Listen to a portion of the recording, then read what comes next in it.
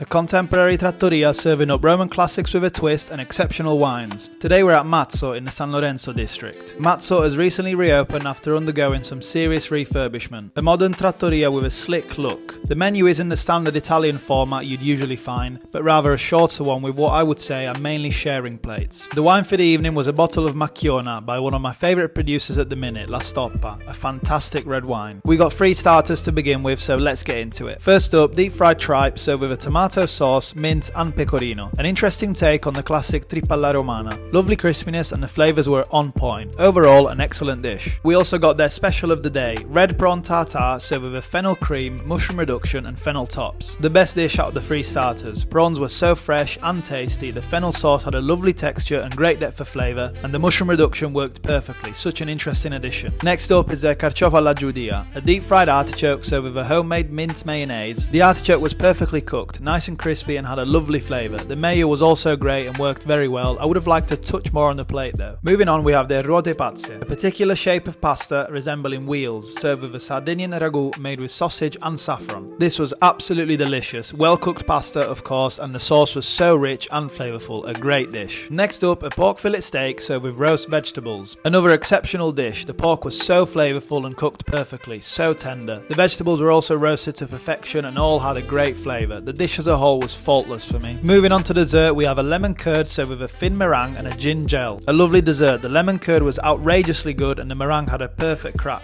Could have maybe done with more gin gel as it got lost a little bit. Finally, a bread cake with apple, pear, cinnamon and a zabaione cream. Wasn't the biggest fan of this dish. I found the cake a little too dense and dry, and although the flavours were nice, it needed more apple and pear. Zabaione cream was delicious though. We also had a glass of port which was delicious and an oxidative wine. A first time for me, also a nice drink. Overall, a fantastic experience, great wine, delicious food and welcoming staff and vibe as a whole. Make sure to save it for next time and let me know what you think.